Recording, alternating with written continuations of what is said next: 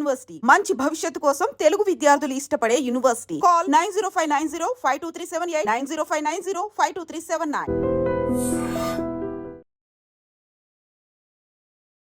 Ladies and gentlemen, welcome to iDream Media. నేను Priyadarshan. So మీకు బట్టతలు ఉందా?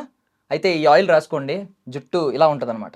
సో ఇలాంటి మాయమాటలు చాలా వింటూనే ఉంటారు. మీరు అభిమానించే హీరోలు హీరోయిన్ల నోట్ల నుంచి కూడా వింటూ ఉంటారు. సో అలాంటప్పుడు మోసపోతే ఏం చేయాలి? సో దీని గురించి క్లియర్గా తెలుసుకోవడానికి నాతో పాటు హైకోర్టు అడ్వకేట్ నరేష్ సుంకర్ గారు ఉన్నారు. మాట్లాడదాం. Hi sir. హలో అండి. బాగున్నారా? ఫైన్. ఎలా ఉన్నారు? బాగున్నాను sir. So first of all ఇలాంటివి ఎక్కువగా వింటూ ఉన్నాం కదా, ఇంతకుముందు ఏం చేయాలో అర్థమయ్యే పరిస్థితి లేదు. అంటే ఈ దీనికి లీగల్ ఇష్యూస్లో చూసుకుంటే లీగల్గా ఎలా ప్రొసీడ్ అవ్వచ్చు? ఒకవేళ నష్టపోతే ఎలా ప్రొసీడ్ అవ్వచ్చు? ఒకవేళ రిజల్ట్ రాకపోతే అప్పుడు ఎలా ప్రొసీడ్ అవ్వచ్చు? నా వీడియో చూసుకున్నట్లయితే కనుక ఇన్ఫ్లుయెన్సర్స్ దగ్గర నుంచి టాప్ మోస్ట్ యాక్టర్స్, అంటే రియల్ హీరోలుగా పిలువబడేటటువంటి వ్యక్తులు, యాక్టర్స్, ఫీమేల్ యాక్టర్స్, హీరోయిన్లుగా పిలువబడే రియల్ యాక్టర్స్, వీళ్ళందరూ కూడా వాళ్ళ యొక్క సంపాదన కోసం యాడ్ బిజినెస్ మీద పడటం జరిగింది. వాటిల్లో హెయిర్ ఆయిల్ కావచ్చు, కూల్ డ్రింక్స్ కావచ్చు, షాపింగ్ మాల్స్ కావచ్చు, గోల్డ్ కావచ్చు, ఒకటి కాదు అన్నిట్లో, ఆఖరికి గుట్కా, మ్యాన్షన్ హౌస్, మందు. శ్రీశ్రీ చెప్పినట్టు కవికి కాదేదు అర్హం అనర్హం అన్నట్టు వీళ్ళకి వాళ్ళ ఇష్టం ఏదంటే అది డబ్బులు కావాలి ప్రమోట్ చేయడం జరుగుతుంది. రియల్ ఎస్టేట్ల గురించి, వీటిలన్నిటి గురించి ఈ బిజినెస్ చేసేటోళ్ళు కొంతమంది, అందరి గురించి నేను అనట్లేదు, బట్ మ్యాక్సిమం పీపుల్ ఎవరైతే కనుక మ్యానుఫ్యాక్చరర్స్ ఉన్నారో, ప్రమోటర్స్ ఉన్నారో, వీళ్ళు ఏం చేస్తారు అని అంటే కనుక ఒక హై అండ్ హీరోనో హీరోయిన్నో మన యొక్క ప్రోడక్ట్ గురించి ఎండోర్స్ చేయడానికి మన ఒక అగ్రిమెంట్ చేసుకుంటే వాళ్ళకు 2 కోట్లు 3 కోట్లు ఇచ్చి, మనము ఛానల్స్కి 1 కోటో 2 కోట్లు ఇచ్చి ప్రమోట్ చేసామనంటే కనుక అభిమానించే అభిమానులు ఉన్నారు కాబట్టి మన ప్రోడక్ట్ ఎట్లా ఉన్నా కూడా వెళ్ళిపోతుంది మార్కెట్లోకి. దాని ద్వారా ఒక 20 కోట్లు 30 కోట్లు సంపాదించుకోవచ్చు అనే ధోరణితోటి, ఎటువంటి స్టాండర్డ్స్ పాటించకుండా తప్పుడు హామీలతోటి, తప్పుడు ప్రకటనలతోటి కస్టమర్స్ని మోసం చేయడం అనేది ఈ మధ్య పరిపాటిగా మారింది. ముఖ్యంగా రియల్ ఎస్టేట్లకు సంబంధించి కూడా లిటిగేషన్ ఉన్న ల్యాండ్లని పేరు మోసిన యాక్టర్స్ తోటి ప్రమోట్ చేసి ప్రీ లాంచ్ ఆఫర్లు అని చెప్పని వాళ్ళ దగ్గర డబ్బులు వసూలు చేసి వాళ్ళని మోసం చేయడం అనేది ఇవాళ రేపు చాలా ఎక్కువగా అయిపోయింది. అమాయక ప్రజలు అభిమానించే హీరో ఏమీ చూసుకోకుండా ఎందుకు చేస్తాడు అని చెప్పని కంపెనీ గురించి చూడరు, వాటి గురించి చూడరు, అక్కడ కనిపించే వ్యక్తి గురించి చూస్తారు. ఈ విధంగా ఎక్కువైపోయినాయి మోసాలు. దీనికి సంబంధించి వీళ్ళ మొహాలు చూసి ఆ ప్రోడక్ట్ని కొన్న తర్వాత వాళ్ళు ఏదైతే కనుక వీడియోలో చెబుతున్నారో, ఏదైతే కనుక చూపిస్తున్నారో, గ్రౌండ్ లెవెల్లో ఆ యొక్క రిజల్ట్ ఎండ్ కన్జ్యూమర్కి కనిపించట్లేదు, వినియోగదారుడికి. అప్పుడు వీళ్ళు ఏం చేస్తారు? అయ్యో, మనం అసలు ఎటువంటి వెరిఫికేషన్ చేసుకోకుండా ఇటువంటి ప్రోడక్ట్ కొన్నామే, మన తలరాత ఇలా ఉందే అని చెప్పని మ్యాక్సిమం పీపుల్ అక్కడితో సరిపెట్టేసుకుంటున్నారు. కానీ లీగల్గా ఇటువంటి వాటిని కట్టడి చేయడానికి అసలు చట్టాలు ఏమన్నా ఉన్నాయా? ఆ విధంగా ఉంటే కనుక ఎవరికైనా పనిష్మెంట్ కానీ పెనాల్టీస్ కానీ విధించిన సందర్భాలు ఉన్నాయా అని అంటే కనుక ముమ్మాటికి కూడా ఇటువంటి వాటికి కన్జ్యూమర్ ప్రొటెక్షన్ యాక్ట్ 2019 అని చెప్పి ఒక చట్టం అనేది కల్పించబడటం జరిగింది. దానికి సంబంధించి ఒక కేంద్ర ప్రభుత్వం ఆధీనంలో CCPA, అంటే సెంట్రల్ కన్జ్యూమర్ ప్రొటెక్షన్ అథారిటీ అని చెప్పి ఒక అథారిటీని కూడా ఏర్పాటు చేయడం జరిగింది. ఇవి ఏం చేస్తాయి అని అంటే కనుక ఇటువంటి ఫాల్స్ ఎండోర్స్మెంట్ చేసే వ్యక్తుల మీద, సంస్థల మీద, మ్యానుఫ్యాక్చర్స్ మీద, ప్రమోటర్స్ మీద, వీళ్ళందరి మీద కూడా ఫైన్లు ఇంపోజ్ చేసే అధికారము ఈ యొక్క కన్జ్యూమర్ ఫోరంకి ఉందన్నమాట. సో మొదటిసారి గనక వాళ్ళు ఇటువంటి తప్పుడు ప్రకటనలు చేసినట్లు కేసు రుజువైతే 10 లక్షల వరకు ఇంపోజ్ చేసే అధికారము కన్జ్యూమర్ ఫోరం అథారిటీకి ఉంది. అదే సబ్సిక్వెంట్గా కూడా అది రెండోసారి కనుక జరిగినట్లయితే కనుక 50 లక్షల వరకు కూడా ఫైన్ ఇంపోజ్ చేసే అధికారము ఆ కన్జ్యూమర్ ప్రొటెక్షన్ అథారిటీకి ఉంది. అదేవిధంగా 2002లో గైడ్లైన్స్ కూడా రూపొందించడం జరిగింది ఈ యొక్క ఫాల్స్ ఎండోర్స్మెంట్స్ గురించి, అదేవిధంగా అడ్వర్టైజ్మెంట్స్ గురించి క్లియర్గా కేంద్ర ప్రభుత్వం.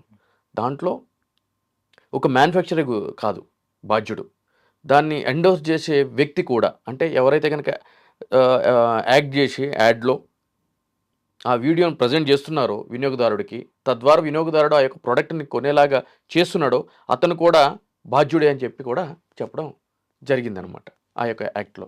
మరి ఈ విధంగా ఎవరికైనా చేసింది అని అంటే కనుక మనకి కేరళలో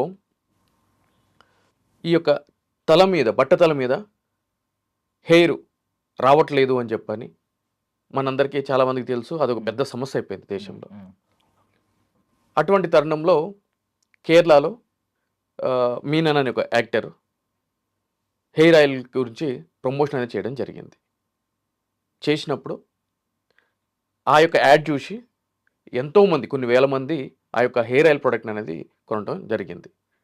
కొన్న తర్వాత ఆ హెయిర్ ఆయిల్ వాడిన తర్వాత నెత్తి మీద ఎంట్రుకలు మొలవపోగా ఉన్న ఎంట్రుకలు కూడా పోయినాయి. అప్పుడు అక్కడ కేరళ కన్జ్యూమర్ ఫోరంకి సంబంధించిన వినియోగదారులు అప్రోచ్ అయితే ఆ యొక్క యాడ్ ఎండోర్ చేసిన యాక్టర్స్ను కూడా బాధ్యుడు చేస్తూ ఆ ఒక్కొక్క వినియోగదారుడికి కూడా 10,000 రూపాయల చొప్పున మీరు కాంపన్సేషన్ కింద పే చేయాలి అని చెప్పని అక్కడున్న డిస్ట్రిక్ట్ ఫోరం అనేది ఆర్డర్ చేయడం జరిగింది. సో ఈ విధంగా బెట్టింగ్ యాప్స్ గురించి మనం చూస్తూనే ఉన్నాం. రీసెంట్గా తెలంగాణలో ఎంతోమంది ఇన్ఫ్లుయెన్సర్సు, సెలబ్రిటీసు వీళ్ళందరూ కూడా వీటిని ప్రమోట్ చేయడం జరిగింది. వాళ్ళందరి మీద కూడా ఎఫ్ఐఆర్స్ రిజిస్టర్ అయ్యి వాళ్ళందరినీ కూడా విచారణకి పిలిచినటువంటి సందర్భాలు కూడా మనం చూస్తూనే ఉన్నాము. కాబట్టి ఇటువంటివన్నీ కూడా ప్రజలు కూడా గమనించాలి. వాళ్ళు ఏదైనా ఒక ప్రోడక్ట్ కొన్నప్పుడు ఆ ప్రోడక్ట్ చూపించిన విధంగా, టెలికాస్ట్ అయిన విధంగా వాడిన తర్వాత దాని యొక్క రిజల్ట్ ఫలితం కలగకపోతే కనుక ప్రతి ఒక్క జిల్లాల్లో డిస్ట్రిక్ట్ కన్జ్యూమర్ ఫోరమ్స్ అని కోర్టులు ఉంటాయి. అక్కడ వినియోగదారుడు వెళ్ళి కేసు వేస్తే కనుక తప్పనిసరిగా వాళ్ళకి జరిగిన అన్యాయానికి కాంపన్సేషన్ రూపంలో, నష్టపరిహారం రూపంలో కూడా భారీ మొత్తంలో సొమ్ము వాళ్ళకి అందే అవకాశాలు అంటే ఒక పుష్కలంగా డౌట్ ఉంది సార్ ఇక్కడ. అంటే ఇప్పుడు ప్రాబ్లం ఏంటంటే మీరు యాడ్స్ ఇచ్చారనుకోండి, కింద డిస్క్లైమర్ వేస్తారు, ఇది జస్ట్ ప్రకటన మాత్రమే, మాకు ఏ బాధ్యత లేదు. సేమ్ టైప్ ఇప్పుడు ఒక హీరో, ఒక స్టార్ హీరో ఏదో చెప్తున్నాడు, చెప్పేసిన తర్వాత ప్రోడక్ట్ కొన్న తర్వాత ప్రోడక్ట్ మీద రాసి ఉంటుంది ఏమనంటే డెర్మటాలజిస్ట్ని సంప్రదించి వాడండి ఒకవేళ పడకపోతే. సో వీళ్ళు తప్పించుకోవడానికి కూడా రీజన్ ఉంది కదా, మీరు సరిగ్గా చదవలేదు టర్మ్స్ అండ్ కండిషన్స్ అని కూడా అనొచ్చు కదా. ఇప్పుడు నేను ఫుల్గా మందు తాగానండి, మీ చెంప మీద చెల్లుమని ఒకటి వేస్తాను, అయ్యో దాని తర్వాత నాకు మత్తు దిగుద్ది. నేను కాదండి కొట్టింది, నేను మందు తాగినప్పుడు నాకు తెలియకుండా నేను కొట్టాను, ఏమనుకోవద్దు అంటే కనుక అది నేరం జరగకుండా పోయినట్టు అవుతుందా? కాదు. నేను నిర్దోషిత్వాన్ని ప్రకటించుకోవచ్చా? లేదు. లేదు కదా. వాళ్ళు ఎన్ని స్టార్ మార్కులు పెట్టినా, ఎన్ని డిస్క్లైమర్స్ పెట్టినా కూడా వాళ్ళు లయబుల్లే, దానికి ఎటువంటి సంబంధము లేదు. ఇటువంటి ఆస్పెక్ట్స్ మీద కూడా మీరు ఎల్ఐసిస్ తీసుకున్నప్పుడు కూడా మీరు చూసుకోండి, ఇన్ని పేపర్స్ ఇస్తూ ఉంటారు, దాని మీద అన్నిటి మీద సిగ్నేచర్ పెడతా ఉంటారు, ఇన్సూరెన్స్ కాపీస్ మీద పెడతా ఉంటారు, వెహికల్ ఇన్సూరెన్స్ కాపీస్ మీద, వాటిలన్నిటి మీద కూడా అది మనం పెడతాము. పెట్టిన తర్వాత మీరు చూసుకున్నట్లయితే కనుక దాంట్లో ఉన్న క్లాజెస్ చాలా చిన్న అక్షరాలతోటి కొన్ని వందల క్లాజెస్ ఉంటాయి. రేపటి రోజున మనము ఏదైనా జరగరాని నష్టం జరిగినప్పుడు క్లెయిమ్ చేసినప్పుడు మీరు చూడలేదా, మీరు 30 కిలోమీటర్లు దాటి వెళ్ళి వాహనము యాక్సిడెంట్ అయితే ఈ పాలసీ క్లెయిమ్ కాదని చెప్పి మేము కింద 122వ లైన్లో 3వ అక్షరంలో పొందుపరుచున్నాం కదా, 552వ పేజీలో మీరు అది చదవలేదు, మేమేం చెయ్యాలి అని ఇటువంటి వంకర టింకర మాటలు మాట్లాడి వాళ్ళు తప్పించుకోవడానికి చేసే చర్యలు కోకోలలుగా ఉన్నాయి. ఇది ఈరోజు మొదలైంది కదా, గతం నుంచి కూడా ఇట్లనే ఉన్నాయి. బట్ అవన్నీ కూడా నడవవు. మీరు ఒకసారి కన్జ్యూమర్కి ఒక ప్రామిస్ చేసిన తర్వాత దానికి అబైడ్ అయి ఉండాలి అని చెప్పి కూడా కోర్టులు జడ్జిమెంట్లు అనేది ఇవ్వడం కూడా జరిగిందండి. అంటే ఇప్పుడు ఇది ఉంది సార్, ఇప్పుడు ఏంటంటే ఏదన్నా వాళ్ళకి ఏమన్నా సైడ్ ఎఫెక్ట్స్ వచ్చినాయి అనుకోండి, చాలామంది సంప్రదిస్తారు, రిజల్ట్ రాకపోతే ప్రోడక్ట్ వాడడం మానేస్తారు. ఎందుకులే ఒక 6 months వాడినా కూడా అప్పటిదాకా ఎంత మనీ వేస్ట్ అయినా కూడా ఇది పని చేయట్లేదని ఒక నిర్ధారణకు వచ్చి పక్కన పెడేస్తారు. బట్ రిజల్ట్ రాకపోయినా కూడా మనం కేసు వేయచ్చా? రిజల్ట్ రాకపోయినా, సైడ్ ఎఫెక్ట్స్ వచ్చినా, దానివల్ల మరే ఇతర కారణాలు కానీ ఏదైనా సరే జరిగినా కూడా అది ప్రాణ నష్టం కావచ్చు, అదేవిధంగా ఎటువంటి మెడికల్కి సంబంధించిన నష్టమైనా కూడా కావచ్చు. ఏది జరిగినా కూడా కేసు వేయడానికి వినియోగదారుడికి పూర్తి హక్కులు ఉన్నాయి, దాంట్లో నో డౌట్. ఓకే. ఓకే. అంటే ఇప్పుడు మీరు అన్నట్టు ఆయిల్ గురించి ఎగ్జాంపుల్ తీసుకుంటున్నాను. పైన ఆయిల్ రాసాం. అది మేబీ ఫేస్ మీద కొంచెం డ్రాప్ పడతా ఉంటుంది. దానివల్ల ఇక్కడ ఏదో ఇన్ఫెక్షన్ వచ్చింది. బట్ వాడి ఇప్పుడు కేసు పెట్టడానికి అయితే అర్హత ఉంది. బట్ కేసు చెల్లదు కదా యాక్చువల్లీ అక్కడికి వెళ్ళిన తర్వాత. ఎందుకంటే ఫేస్ మీద రాసుకోమని వాడైతే మనకి చెప్పలేదు. అది ఫేస్ మీద కొంచెం రాలడం అనేది సహజం. దానివల్ల ఇక్కడ ఇన్ఫెక్షన్ వచ్చింది. బట్ వాడైతే మనకి చెప్పలేదు, ఫేస్ మీద రాసుకోకూడదని చెప్పాడు. అక్కడ ఇన్స్ట్రక్షన్స్లో కావచ్చు, కింద ఓన్లీ హెయిర్ స్కాల్ప్ మీదే రాయాలి. మరి అది ఎలా చెల్లుతుంది? మీరు రాసుకోలేదు కదా, అది కారింది కదా, ఆ క్లాజ్ లేదు కదా మరి దాంట్లో, అంటే వాడు బాధ్యుడు కదా. అంటే మనం జాగ్రత్త తీసుకోలేదు అని చెప్తాడు కదండి వాడు. అవునండి, అటువంటిప్పుడు ఏం చేయాలి? మొహం మీద కారినటువంటి లిక్విడ్ నువ్వు ప్రొవైడ్ చేయాలి కన్జ్యూమర్కి. ఆయిల్ లక్షణం ఏంటండి? జాగ్రత్త మరి నువ్వు కదా అమ్మి ఇచ్చి ఎటువంటి జాగ్రత్త తీసుకోవాల్సినప్పుడు నువ్వు కదా చెక్ చేయాల్సింది. ఎంత ఉంటుంది అంటారు? లా ఉంటుంది. ఓకే, లా ఉంటుంది, లాలో ఇవన్నీ ఉంటాయి. మీ ముందే మీరు అడిగిన ప్రశ్నకి నేను జవాబు చెప్పాను కదా. కరెక్ట్. సో ఏ ప్రోడక్ట్ కొన్నా, అది ఏ ప్రోడక్ట్ అయినా కన్స్యూమర్ రైట్స్ ప్రకారం మనం కేసు పెట్టే అర్హత అయితే ఉంది వినియోగదారుడికి. ఎస్ డండర్. మీరు కామన్గా చూసిన వాటిలో మిస్టేక్స్ జరుగుతూ ఉంటాయి, కామన్ మిస్టేక్స్ అంటే కామన్ పీపుల్కి తెలియక. అందులో మోస్ట్ కామన్ మిస్టేక్ అంటే ఏం చెప్తారు? వెహికల్ కొంటారు కదా, వెహికల్ కొన్నప్పుడు టీఆర్ నెంబర్ వచ్చిన తర్వాతనే వెహికల్ డెలివరీ తీసుకోవాలి. కొంతమంది ఏం చేస్తారు అంటే కనుక కొత్త బండో కొత్త కారో కొంటున్నాం అనే సరదాతోటి హడావిడితోటి షోరూమ్ యాజమాన్యాలు టీఆర్ నెంబర్ ఇవ్వకోకుండా ఈ యొక్క పేపర్ వర్క్ కంప్లీట్ కాలేదు, 2-3 రోజుల్లో మీకు టీఆర్ నెంబర్ పంపిస్తామని చెప్పని వెహికల్ డెలివరీ చేయడం జరుగుతుంది. ఆ విధంగా వినియోగదారులు ఏం చేస్తారు అని అంటే కనుక ఆ ఆనందంతో కొత్త బండి కొన్నాం కదా, కొత్త కారు కొన్నాం కదా అని చెప్పి టీఆర్ నెంబర్ తీసుకోకుండా వచ్చేస్తారు, ఏముందో 2-3 రోజులు ఇస్తారని చెప్పని. అది ప్రధానంగా చాలా డేంజరస్ థింగ్. ఎందుకంటే కనుక షోరూమ్ దాటి బయటికి మీ వెహికల్ టీఆర్ నెంబర్ లేకుండా వచ్చింది అని అంటే కనుక ఇమ్మీడియట్లీ ట్రాఫిక్ పోలీస్ కానీ, లేదు అని అంటే కనుక మోటార్ వెహికల్ ఇన్స్పెక్టర్ కానీ ఇమ్మీడియట్లీ మీ యొక్క వెహికల్ని సీజ్ చేసే అధికారం అతనికి ఉంది. సో ఇటువంటి కేసులే నా దగ్గరకు వచ్చినప్పుడు 2 తెలుగు రాష్ట్రాల్లో యశోద కృష్ణ, మాధవ్ కృష్ణ, లీలా కృష్ణ, రాధాకృష్ణ అనే టొయోటా షోరూమ్స్ని 15 పైగా షోరూమ్స్ని నేను క్లోజ్ చేయించడం జరిగింది. Worth of 750 crores. Only TR number ఇవ్వకుండా వెహికల్స్ని బయటకు పంపిస్తున్నారని చెప్పని. సో అంత పెద్ద తప్పిదం జరుగుతుంది. సో ఆ టైంలో ఖచ్చితంగా బాధ్యత ఎవరు వహించాలంటే మనకు ఎవరైతే ప్రొవైడ్ చేశారో మోటార్ సైకిల్ని వాడు చేయాలి. ఎందుకు అని అంటే కనుక మనము వెహికల్ బయటకి ఇస్తున్నారు అని అంటే కనుక అతనికి కావాల్సిన అమౌంట్ అంతా కూడా మనం పే చేసామనే కదండి అర్థము. డౌన్ పేమెంట్ కడతాము, యాజ్ వెల్ ఏంటి అంటే కనుక లోన్ తీసుకుంటాము. ఆ లోన్ అమౌంట్ చెక్ ఎవరికి వెళ్తుంది? షోరూమ్ యజమాని కదా వెళ్తుంది. దాంట్లో ఇన్క్లూడింగ్ టీఆర్ నెంబరు, అదేవిధంగా ఇన్సూరెన్స్, ఇవన్నీ ఉన్న తర్వాతే కదా వాళ్ళు బయటకు పంపిస్తారు. సో అది వాళ్ళ ప్రాథమిక బాధ్యత. కరెక్ట్. అది వాళ్ళు విస్మరించి ఇవన్నీ చేస్తూ ఉంటారు. సో ఇలా టీఆర్ నెంబర్ రానప్పుడు ఎవరైనా ఇన్స్పెక్టర్, ఒక వెహికల్ ఇన్స్పెక్టర్ కావచ్చు, ట్రాఫిక్ ఇన్స్పెక్టర్ కావచ్చు, ఆయన తీసుకెళ్ళిపోతే ముందు మనం అప్రోచ్ అవ్వాల్సింది పోలీస్ స్టేషన్ కాదు, వాళ్ళని మోటార్ ఎవరైతే మనకి మోటార్ సైకిల్ ప్రొవైడ్ చేశారు షోరూమ్, వాళ్ళని అయితే అప్రోచ్ అవ్వాలి. వాళ్ళ మీద కేసు వేయాలి. అప్రోచ్ అవ్వడానికి ఏముంటుందండి, మనం అన్ని లక్షలు పెట్టుకుని కొన్న వెహికల్ని, కొత్త వెహికల్ని వాళ్ళు సీజ్ చేసిన తర్వాత ఇంక వాళ్ళతో మాట్లాడేది ఏముంటుంది? వాళ్ళు చేసిన తప్పిదం వల్లే కదా ఇదంతా జరిగింది. డైరెక్ట్ పోలీస్ స్టేషన్కి వెళ్ళి కంప్లైంట్ ఇవ్వాలి, అదేవిధంగా కోర్టులో కేసు వేయాలి. ఇప్పుడు వెహికల్ థెఫ్ట్ కేసు గురించి ఎక్కువ వింటున్నామండి. దీనివల్ల ఏంటంటే అన్ని ఎఫ్ఐఆర్ ఫైల్ చేయట్లేదు. కొన్ని ఏంటంటే ముందు ఒక 4 days 5 days వెతికిస్తున్నారు, దొరికితే అక్కడే సెటిల్ చేసి పంపించేస్తున్నారు. ఇది మనకి ఏమన్నా తర్వాత ప్రాబ్లం అవుతుందా? ఖచ్చితంగా ఎఫ్ఐఆర్ చేయించుకోవాలా? 100కి 100% ఎఫ్ఐఆర్ చేయించుకోవాలి. వెహికల్ థెఫ్ట్ కాగానే 4-5 రోజుల తర్వాత ఎఫ్ఐఆర్ చేస్తే ఏం జరుగుతుంది అంటే కనుక ఈ 4 రోజుల్లో ఆడు మీ వెహికల్ వాడి ఒక 100 దొంగతనాలు చేస్తాడు, లేదు అంటే కనుక 5 మర్డర్లు చేస్తాడు, లేదు అంటే కనుక ఒక 3-4 రేప్ చేస్తాడు మీ వెహికల్లోనే, మీది కార్ అయితే. అప్పుడు ఏం జరుగుతుంది? సీసీటీవీ ఫుటేజ్ తీస్తే కనుక మీ వెహికల్ వాడు క్రైమ్ చేసినట్టు కనిపిస్తుంది. ఫస్ట్ ఆ యొక్క వెహికల్ నెంబర్ అడ్రస్ తీస్తే మీ పేరు వస్తుంది. అది మీరా కాదా అని ఆలోచించేది ఉండదు. ఎందుకంటే అప్పుడు మీడియా అంతా కూడా పోలీసుల నిర్లక్ష్యం అది ఇది అని చెప్పని అంటూ ఉంటారు. మీ వెహికల్ పోయింది, మీరు పోలీస్ స్టేషన్కి వెళ్ళారు, వాళ్ళు 4 రోజులు ఆగండి చూద్దాము అనే మీ యొక్క వర్షన్ వినేంత టైము ప్రజలకి లేదు, మీడియాకి లేదు. మీ ఫోటో వేసేస్తారు, ఇతనే దుర్మార్గుడు, ఇతనే అంతా చేసింది అంటారు, అంతా అయిపోతుంది. పోలీసులు కూడా సరే ఎట్లయినా సరే మీడియా అంతా కూడా వీడినే క్రిమినల్ కింద చిత్రీకరించుకుందాం, మనం కూడా వేసేద్దామని చెప్పి మీ పేరు రాసేస్తారు. అంటే ఇప్పుడు ప్రాబ్లం ఏంటంటే పోలీస్ స్టేషన్ లో కేసెస్ ఎక్కువ అవుతున్నాయని వాళ్ళు కొంచెం హోల్డ్ లో పెడదామని వాళ్ళు పెడతారు. సూపర్. బట్ మనమైతే లెటర్ రాసిస్తాం. అవును. సో మన లెటర్ చెల్లుద్ది కదా. ఇప్పుడు మనం రాసిన లెటర్ మనం మీరు లెటర్ రాశారని చెప్పి మీ దగ్గర ఆధారం ఏముంది చెప్పండి. అంటే ఇప్పుడు ఖచ్చితంగా వీడియో కానీ ఫోటో కానీ తీసుకోవాలి మనం రాసిస్తున్నట్టు. తీసుకొని ఇస్తారా? ఓకే, మీరు మీరు చెప్తున్నారు కదా ఇన్ఫో, అదే అందుకే గురించి అంటున్నా. తీసుకొని ఇస్తారు, తీసుకొనియరు, తీసుకొని అంతే కదా. అంతే. ఏయ్ ఫోన్ లో పెట్టో ఇలానే మాట్లాడతారు, అంతే కదా. ఎక్నాలజ్మెంట్ అడిగితే పో చూద్దాం తర్వాత అని చెప్పని అంటారు. సో అటువంటిప్పుడు ఏం చేయాలంటే మీరు మీ యొక్క ఫిర్యాదుని స్పీడ్ పోస్ట్లో స్టేషన్ హౌస్ ఆఫీసర్, అంటే మీరు పోలీస్ స్టేషన్కి వెళ్తారు కాబట్టి ఆ యొక్క పై అధికారి డీసీపీకి కానీ, అది కమిషనరేట్ పరిధి అయితే, అదే జిల్లాలో అయితే కనుక ఎస్పీకి కానీ స్పీడ్ పోస్ట్ రూపంలో చేయాలి. సో దానికి ఆధారం కింద మీ దగ్గర పోస్టల్ రిసిప్ట్ అనేది ఉంటుంది.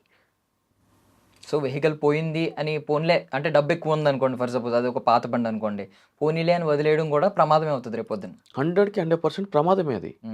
ఈ డ్రగ్స్ సరఫరా చేసిన దానిలో ఆ బండిలో ఎస్, అది క్రైమ్ ప్రాపర్టీ అవుతుంది, దానికి లైబుల్ మీరు అవుతారు కదా. కరెక్ట్. సో ఇప్పుడు ప్రతి కేసు మనం పెట్టిన ప్రతి కేసు ఎప్పుడు ఎఫ్ఐఆర్ నమోదవుద్దండి? అంటే కొన్ని కేసులు ఏంటంటే ఎఫ్ఐఆర్ నమోదవుద్ది అని చెప్పి వెయిట్ చేస్తూ ఉంటారు. 4 days పట్టొచ్చు, 1 week పట్టొచ్చు. అంటే ఏ టైంలో ఎఫ్ఐఆర్ నమోదవుతుంది? మనం ఇప్పుడు ప్రెషర్ పెట్టామనుకోండి, ఇప్పుడే ఎఫ్ఐఆర్ నమోదు చేసేస్తారా? ఏమి నిర్ధారణ కేసు యొక్క తీవ్రతను బట్టి ఎఫ్ఐఆర్ అనేది రిజిస్టర్ కావడం జరుగుతుంది. కాగ్నజబుల్, నాన్ కాగ్నజబుల్ అని చెప్పని ఉంటారు, రైట్.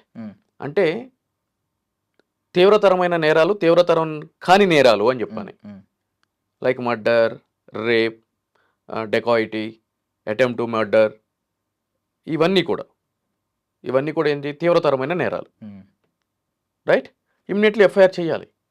తీవ్రతరం కాని నేరాలు అంటే ఆస్తి తగాదాలు ఉంటాయి, మీ ఇంటికి పక్కింటికి మధ్య ఈ గోడ అటు కట్టాడు కాదు ఇటు కట్టాడు అని చెప్పి ఇటువంటి కొన్ని ఉంటాయి. అదేవిధంగా మొగుడు పెళ్ళాల మధ్య పంచాయతీలు ఉంటాయి. నేను పాలు అడిగితే కనుక వాటర్ ఇచ్చిందని చెప్పని, మటన్ వండమంటే చికెన్ వండిందని చెప్పని, ఈ పంచాయతీలు ఉంటాయి. ఇలాంటివన్నీ కూడా వెంటనే రిజిస్టర్ చేయరు ఎఫ్ఐఆర్లు.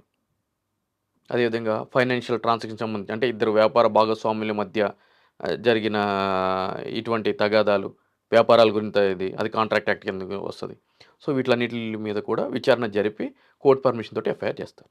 ఓకే. సో ఇప్పుడు మనం కంప్లైంట్ అయితే ఇచ్చాం, ఎఫ్ఐఆర్ కాపీ ఇంకా రాలేదు, ఇంటికి వెళ్ళిపోయి కూర్చోవడమేనా? ఎక్నాలజ్మెంట్ తీసుకోవాలి. ఓకే. కంప్లైంట్ ఇచ్చిన తర్వాత ఎక్నాలజ్మెంట్ తీసుకోవాలి ఖచ్చితంగా. Okay, done. So FIR copy వచ్చింది ఫర్ సపోజ్, వచ్చిన తర్వాత ఏంటి ఇంట్లో కూర్చుంటే సరిపోద్దా? ఎవరైనా లాయర్ని అప్రోచ్ అవ్వాలి? మీరు గనక ఫిర్యాదుదారుడు అయితే గనక మీకు సంబంధించి ఎఫ్ఐఆర్ అయిన తర్వాత మీకు సంబంధించిన ఐఓ, ఇన్వెస్టిగేషన్ అథారిటీ, అంటే ఆ కేసుని విచారించే అధికారి మీకు నోటీస్ ఇవ్వడం జరుగుతుంది. మీరు ఇచ్చిన ఫిర్యాదు మీద ఈ ఫిర్యాదుని ఆధారంగా ఈ ఫిర్యాదులో ఉన్న అంశాలు ఏవైతే ఉన్నాయో అవి నిజమని తెలిపే ఆధారాలు తీసుకురండి అని చెప్పి మీకు నోటీస్ ఇవ్వడం జరుగుతుంది. సో దానికి సంబంధించిన ఆధారాలు మీరు ఆ విచారణ అధికారికి ఇవ్వాలి. ఓకే.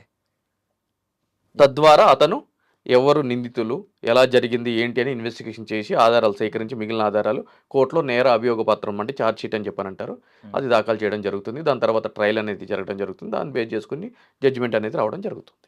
ఓకే. ఓకే. సో మనం మెయిన్ టాపిక్ అక్కడ ఒకసారి వెళ్దాం. అంటే ఇప్పుడు చట్టాలు మారినాయి అంటున్నారు, బికాజ్ ఒకనొకప్పుడు నిజంగానే బ్రాండ్ అంబాసిడర్స్ ఉన్న పెద్ద హీరో ఉన్న వాళ్ళ మీద కేసులు అయితే ఉండేవి కాదు, మనం చూసేవాళ్ళం కాదు. వీళ్ళు ప్రమోట్ చేశారని ఉండేది తప్ప వాళ్ళకి కోర్ట్ సమన్స్ కానీ ఇలాంటివి వెళ్ళేవి కాదు. బట్ ఇప్పుడైతే చట్టాలు మారినాయి, వాళ్ళ మీద కూడా కేసులు పెడుతున్నారు. ఏమేమి వచ్చినాయి అంటే వాళ్ళ మీద ఎలాంటి లీగల్గా ఎలాంటి ప్రొసీడింగ్స్ ఉంటాయి వాళ్ళ మీద? కన్స్యూమర్ ప్రొటెక్షన్ యాక్ట్, అది మారింది ఏమీ లేదు. అంటే నేను అనేది ఇప్పుడు మ్యానుఫ్యాక్చరర్ మీద ఎంత అయితే భారం పడుతుందో బ్రాండ్ అంబాసిడర్ కూడా అంతే భారం పడుతుందా? వాళ్ళకు కూడా అంతే భారం పడుతుంది, టెలికాస్ట్ చేసిన టీవీ ఛానల్స్ కూడా అంతే భారం పడుతుంది. ఓకే.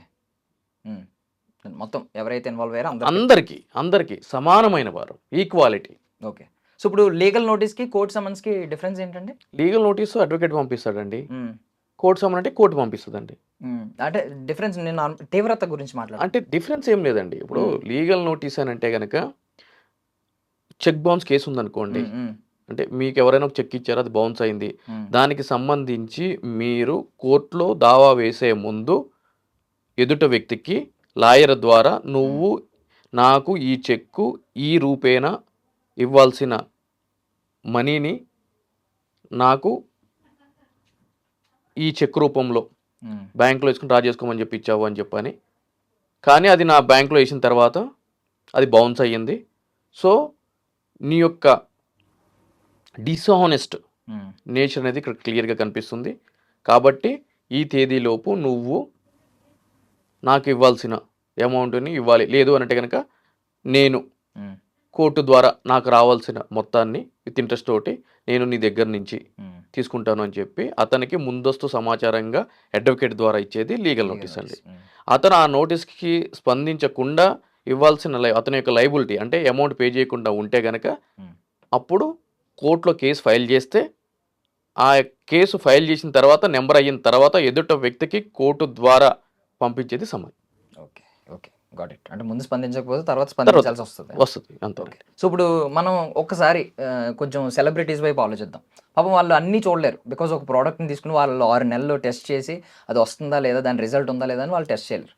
బట్ వాళ్ళ మీద భారం పడుతుంది. మరి అలాంటప్పుడు ఏం చేయాలి? వాళ్ళు నమ్ముతారు, అంటే కొంచెం వీళ్ళని నమ్మొచ్చు, వీళ్ళకి ఒక మంచి ISI రిజిస్టర్డ్ మార్క్ ఉంది, కొంచెం మ్యానుఫ్యాక్చరర్స్ బాగున్నారు, కొంచెం అన్నీ బాగున్నాయి, వాళ్ళ మాటలు బాగున్నాయి, వాళ్ళ చూపించేవన్నీ డాక్యుమెంట్స్ బాగున్నాయి అని చెప్పి వీళ్ళు సైన్ చేస్తారు, ఎండోర్స్మెంట్ చేస్తారు. ఇప్పుడు వాళ్ళు అడ్వర్టైజ్ చేస్తారు. చేసిన తర్వాత ఇప్పుడు ఆ భారం వీళ్ళ మీద కూడా పడుతుంది. అప్పుడు మరి వీళ్ళు ఎలా సేవ్ అవుతారు? సో ఎప్పుడైతే కనుక ఎండోర్స్మెంట్ అగ్రిమెంట్ మీద సిగ్నేచర్ చేసే ముందు వాళ్ళు సంబంధించిన మ్యానుఫ్యాక్చరర్ కంపెనీ దగ్గర నుంచి ఆ ప్రోడక్ట్కి సంబంధించిన each and every testing report, product details, సంబంధించిన ప్రభుత్వ శాఖల దగ్గర నుంచి ఉన్న సర్టిఫికేట్స్ అన్నీ కూడా వీళ్ళు కలెక్ట్ చేసుకోవాలి, వాటిని వెరిఫై చేసుకోవాలి. వెరిఫై చేసుకున్న తర్వాత సిగ్నేచర్ పెట్టాలి.